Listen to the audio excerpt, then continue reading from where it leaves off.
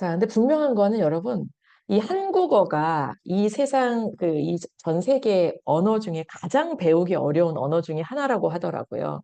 네. 한국어가 너무너무 어렵고 복잡하고 아주 델리케이트하고 이런 말이라고 하는데, 지금 여러분, 우리 지금 BIF, 보더라인 인터렉추얼 펑셔닝인 사람들도 다 뭐 인지기능 약간 저하되고 멘탈 리타데이션 있어도 다 한글 엄청 잘 알고 한국말 잘하잖아요. 그게 이제 한국에서 태어나서 어릴 때부터 노출되었기 때문이거든요. 마찬가지입니다. 여러분들이, 자, 마찬가지로요.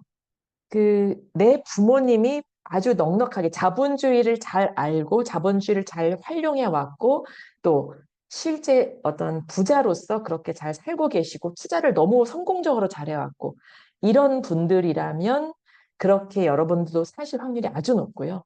그런 분이 아니었다? 그러면 여러분들도 여러분들이 지금 하는 모든 생각, 결정, 가치관, 사고방식 이게 다 부자와 거리가 먼 그런 결정들을 내리고 사실 확률이 아주 높습니다. 자, 이거는 제가 뭐 몇 번 얘기한 적이 있는데요. 제가 그래도 리추얼처럼 꼭 말씀을 드립니다. 제가 이제 요즘 말로 말하면 영재고등학교에 다녔었거든요. 그때 학원 근처에 한 번도 가보지를 못했어요. 제가 살면서. 근데 영재고 다니는데 애들이 너무 똑똑하고 또 물리학 수업을 하는데 너무 어려운 거예요. 그래서 제가 생전 처음으로 제가 부모님한테 얘기를 했습니다. 요즘 물리가 너무 어려운데 좀 더 공부 열심히 해보고 싶은데 혹시 서울대학교 물리학과 학부 학생 좀 과외 좀 붙여주시면 안 될까요? 라고 처음이자 마지막으로 제가 사교육을 요청을 했습니다. 부모님께. 근데 이제 돌아온 대답은 열심히 찾아봤는데 너무 비싸다. 네, 그때 비쌌죠. 한 달에 만 20만 원 했을까요? 엄청 비쌌죠. 근데 이제 비싸서 안 될 것 같다. 미안하다. 이제 이런 대답을 그때 들었죠. 근데 저는 그때 어떻게 생각했냐면 아, 그렇구나. 우리 집이 진짜 이런 거 하기엔 조금 많이 좀 힘들구나. 내가 알아서 잘 해야 되겠다. 이런 생각을 하게 됐습니다. 그리고 제가 대학교 다닐 때 IMF가 터졌거든요. 그때, 어, 저희 아버지가 공무원이셨는데 얼마나 다행이냐. 너도 절대 사업하지 마라. 이런 얘기 계속 듣고 자랐고요. 제가 이제 분자생물학과 전공하다가 이제 나중에 이제 졸업하고 다시 의대를 이제 들어갔을 때 굉장히 반대가 좀 심했었어요. 야, 뭐 그런 거 하냐. 그냥 계속 뭐 박사 과정 받고 그냥 교수, 공무원 이런 거 하지. 의사라는 게 어떤 직업인지 아예 뭐 모르고 잘 알지도 못하시고 했던 거죠. 그리고 이거 되게 중요합니다. 돈을 사랑하지 마라. 돈을 사랑하면 일만 하게 뿌리가 된다. 어? 돈을 따르지 말고 돈이 너를 따르게 해라. 근데 그런 얘기 계속 들었죠. 그런데도 불구하고 제가 이제 부동산에 관심을 가질 수밖에 없었던 게 아까 말씀드린 대로 개원을 준비하면서 그랬던 거고, 그리고 저는 지금 삼성역에서 개원을 하고 있는데, 그 당시에 그러면 제가 19년도에 이제 삼성역에 개원을 해야지라고 결심을 했을 때, 삼성역이 지금처럼 핫했느냐? 전혀 그렇지 않았습니다. 그때도 물론 되게 뭐, 핫플레이스가 아니었던 것은 아니지만, 뭐 지금은 뭐 거의 그 중심축이 삼성동으로 옮겨가고 있다 이런 말을 할 정도인데, 그럼 그때 왜 했느냐? 오로지 저는 딱 한 가지였습니다. 그 삼성동이 익숙했거든요. 왜냐면은 그 당시에 제가 20대 초반, 막 30대 초반 이럴 때까지 제가 놀러 다녔던, 한창 때 이제 놀러 다녔던 게 코엑스 쪽이었기 때문에 익숙해서 했습니다. 익숙한 곳에 개원을 하게 됩니다. 자, 그리고 제가 지금 생각해 보면 이제 운칠기삼이라는 거예요. 그래서 그 제 친구가, 정신과 친구가 유일하게, 지성님 강의 들어봐. 요즘 핫하대. 제가 지성님 강의 갔죠. 거기에서 제가 너무 열심히 질문하고 듣고, 막 맨 앞에서 집중해서 듣고, 이제 제가 그 지성님의 이제 눈에 띄어갖고, 아, 너무 자세가 너무 좋다. 부요님이 반장을 맡아라. 그래서 제가 반장을 맡는 바람에, 너무너무 거기에서 온갖 정보를 집중 과외를 받았습니다. 네, 서울대 물리학과 학부 학생한테 과외는 고등학교 당시 못 받았지만, 제가 이제 여기 가서는 집중 과외, 온갖 기라성 같은 투자자들의 집중 과외를 제가 이제 받게 된 거죠. 네, 그리고 제가 이제 유튜브를 이제 열심히 공부했거든요, 유튜브로. 제가 뭐 애기 엄마이기도 하고, 개원이기도 하고, 온갖 정신없이 바쁘는 와중에 하루에 정말 미친 듯이 공부했는데, 그럴 때 이제 왔다 갔다 이동 시간도 허투루 쓰지 않아서 온갖 강의를 계속 들었어요. 온라인 강의 들었는데 그때 이제 정말 상승론자, 긍정론자 또 이런 유튜브를 만들어준 아무튼 구글 다 너무 감사드리고 다 운치기사입니다. 이제 그런 생각을 하게 됐습니다. 네, 온갖 것들을 공부를 했고요. 그래서 공부를 하는데 일단은 뭘 제대로 사기 전부터도 저는 양도세부터 공부한 정도로 세금 오타쿠다라는 거고요. 그 다음에 제가 자녀한테 물려줄 거 번번한 거 하나 없을 때에도 가업승계제도부터 공부한 법인 오타쿠다. 이렇게 이제 됐습니다. 자, 그러면 여러분, 우리가 얼마나 많이 잘 알고 있는지, 즉, 여러분들의 부모님이 그런 많은 이 자본주의의 어떤 원리를 잘 알고 자본주의의 어떤 그런 거를 잘 누리고 부자로서 그렇게 잘 사셨다면 여러분들도 지금 제가 질문하는 거 다 잘 알고 있으실 거거든요. 한번 테스트해 보도록 하겠습니다, 여러분. 자, 증여와 상속도 헷갈리십니다. 제가 이렇게 보면은 와, 진짜 뭐 낱말할 게 아니에요. 저도 마찬가지였었으니까요.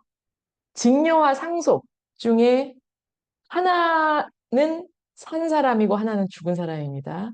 네, 그런데 막 사람들이 자, 뭐가 산 사람이죠?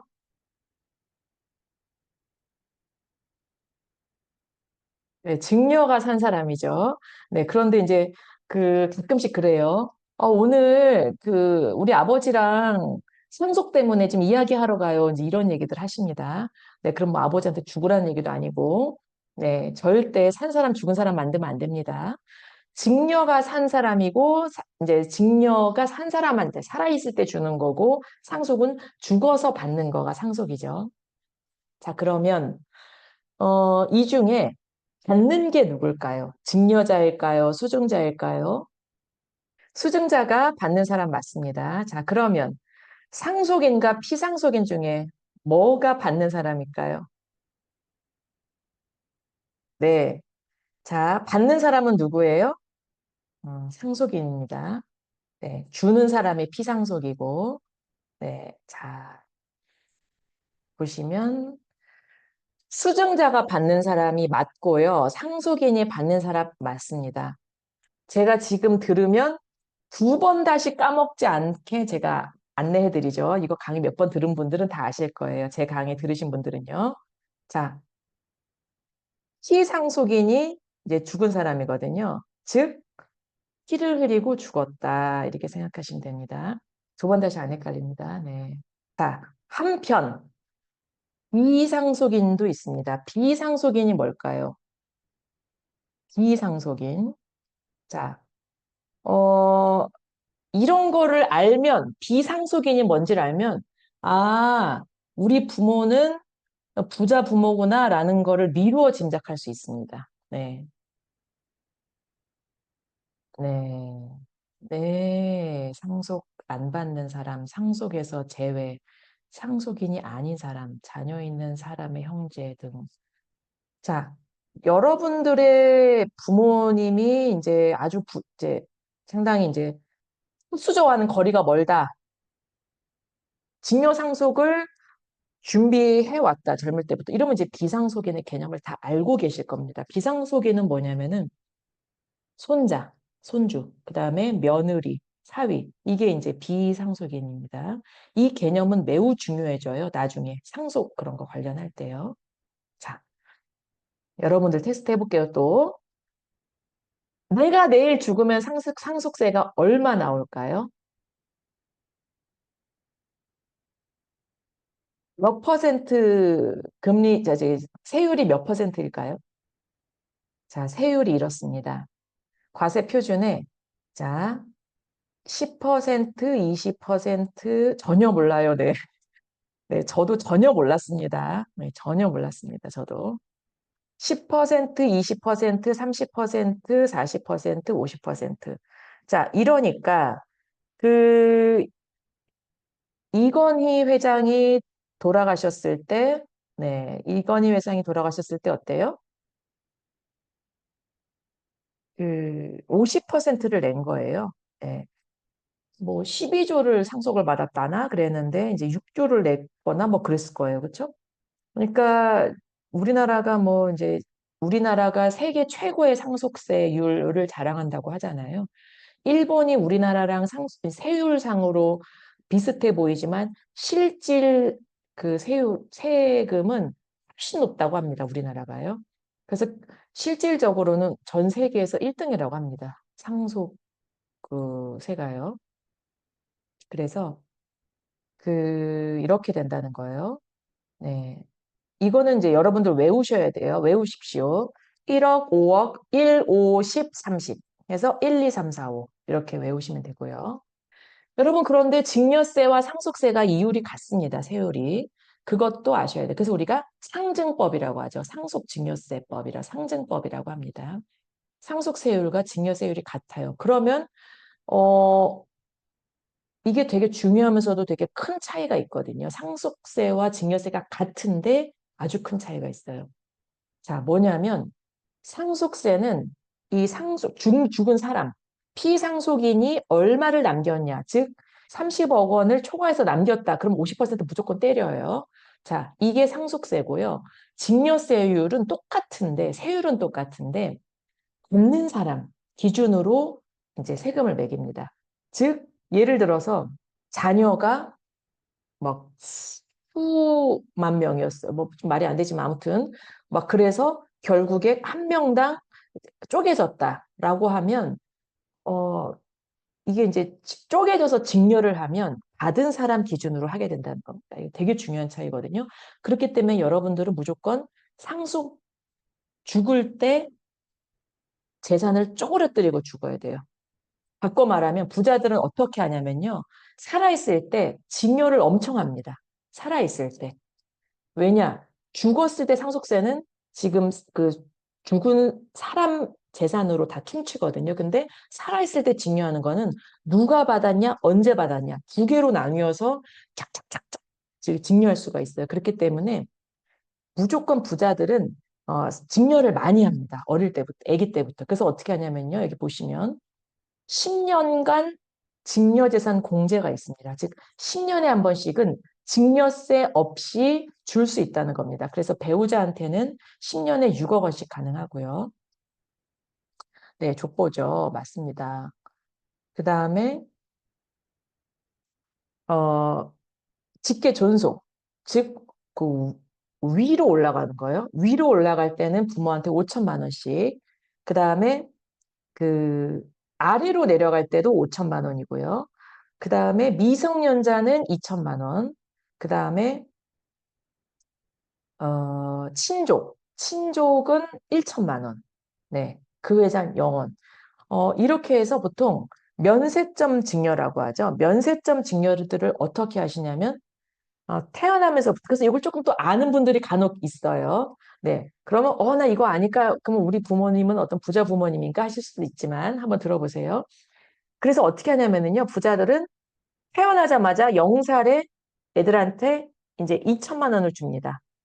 0살, 그 다음에 만 10세에 2천만 원, 만 20세에 5천만 원.